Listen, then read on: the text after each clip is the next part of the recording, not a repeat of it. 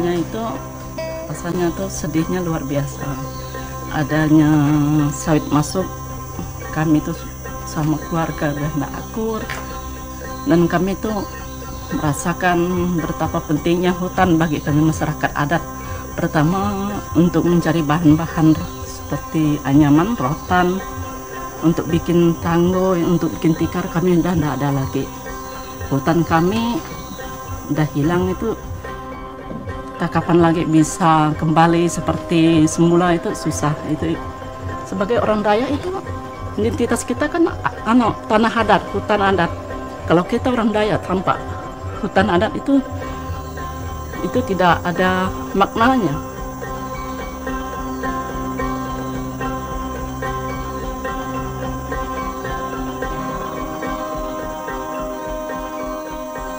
Jadi kalau dulu di kampung tuh dingin sekali karena hutan adat itu atau hutan masih lebat, kompak, rukun dalam kampung. Nama satu kampung tuh ibaratnya satu keluarga besar juga.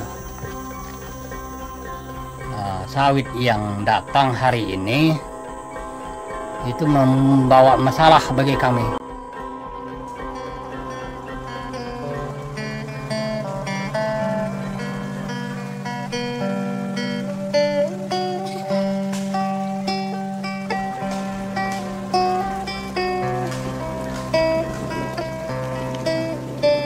Timbullah datang PT Lido Lestari yang tidak pernah ada sosialisasi apa dan sebagainya, itu datang menggarap. Kita akan lihat alat-alat mereka datang ke sini 2004 itu dipertanyakan oleh masyarakat. Ini alat ini mau kemana, alat-alat berat nih. Kita mau buat jalan lintas kabupaten. Itu alasan mereka. Lahan, hutan itu semua ditebang semua. Kehidupan masyarakat sini terhancam sampai ke tanah-tanah masyarakat. Makin hari makin menjadi penggusuran itu. Padi sedang menguning, belum sempat mau panen, habis digusur. Besok paginya melihat tidak ada lagi. Karet hari ini ditoreh, besok pagi melihat sudah tidak ada lagi karetnya. Itu penderitaan. Tempat rumah ibadah dirobohkan sama alat-alat berat.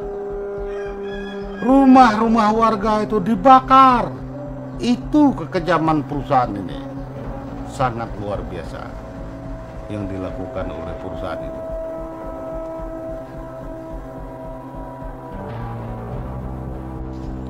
Lalu digusurnya rumah kami langsung dibakar.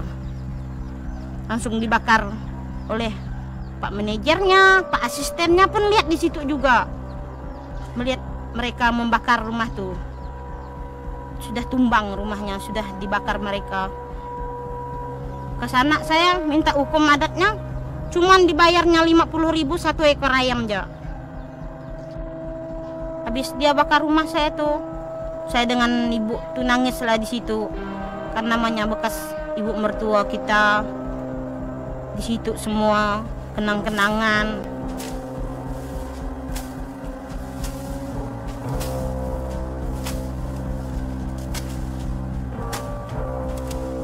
Saya bilang, ini karet saya jangan digusur lah Pak, ini jangan ditebang lah Pak. Ya enggak lah Bu, katanya.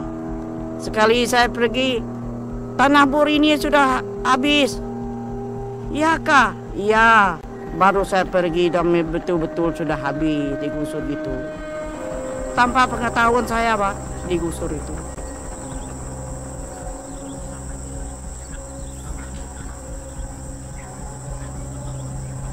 Ini adalah lokasi pemakaman umum Semenying Bungkang, Dusun Pareh, Desa Semenying Jaya. Tahun 2009 lokasi ini dibabat oleh perusahaan. Dulu dia tanam sampai dekat kubur ini, yang dia tanam sawit. Jadi kita tidak terima dengan pihak perusahaan itu. Kalau yang meninggal kemana lagi mau nguburnya? bagaimana lah, terlalu kejam dengan tempat pemakaman gitu.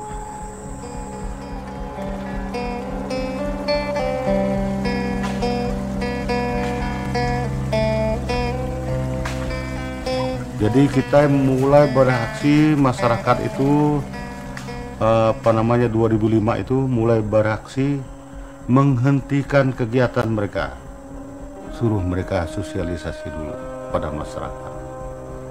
Dan kita juga sempat menghentikan kegiatan mereka, menahan alat berat mereka. Tapi itu yang dituduh oleh perusahaan itu terhadap kita itu perampasan dan pemerasan. Apa yang kita rampas, apa yang kita peras terhadap mereka. Dan kemudian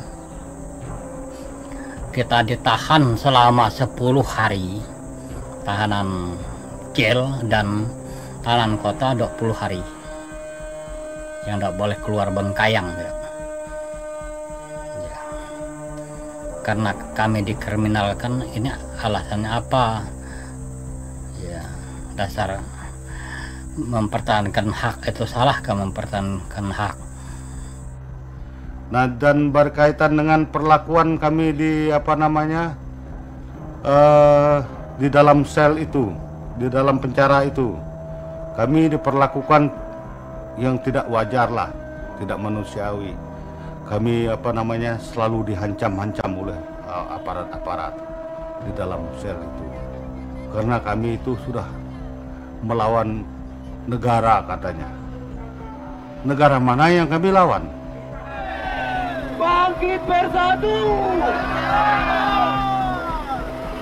Bapak Ibu saudara-saudara sekalian, kedaulatan masyarakat adat Nusantara telah diperjuangkan jauh sebelum negara Kesatuan Republik Indonesia terbentuk. Ketika ada masalah dengan masyarakat adat dengan perusahaan-perusahaan ini, negara juga lepas tangan. Ya, dan bahkan kalau masyarakat adat melakukan perlawanan terhadap perusahaan-perusahaan yang mendapat izin dari pemerintah ini, mereka pun dihadapkan dengan aparat negara, dengan polisi, dengan tentara. Ya, mereka ditangkap, mereka dipenjarakan, menjadi penjahat. Nah, inilah situasi masyarakat adat saat ini, dan konflik yang terjadi ini terjadi di seluruh pelosok Nusantara ini. Ya, itulah sebenarnya tantangan yang dihadapi oleh bangsa ini ke depan, bahwa bangsa ini tidak boleh membiarkan masyarakat adat tetap terjajah, tetap terdiskriminasi, ya, tetap menjadi warga negara kelas paling rendah di dalam kehidupan berbangsa dan bernegara. Sebab kalau ini tetap berlanjut, maka ya, ancaman terbesar justru bukan hanya kepada masyarakat adat, tapi juga terhadap keutuhan kita sebagai bangsa.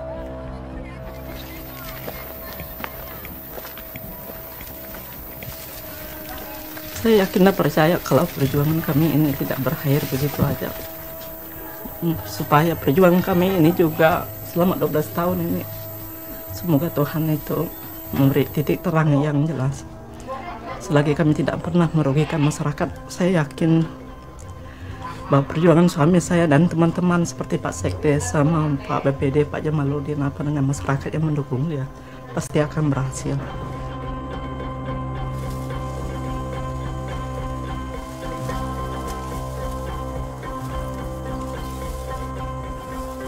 Kalau kita kan ada tanah kan, cabai enggak beli, daun ubi enggak beli, sayur banyak.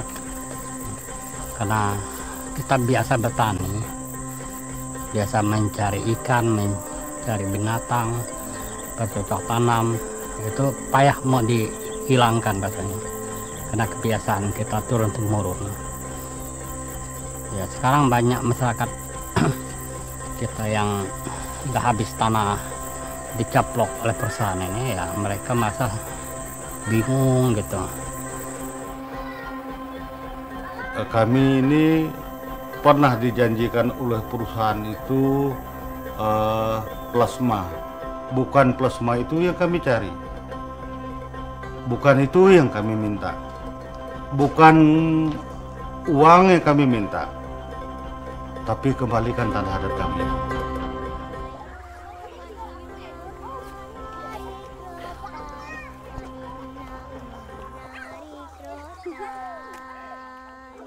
Rotan ditarik, mainang dengan daunnya, mainang dengan daunnya.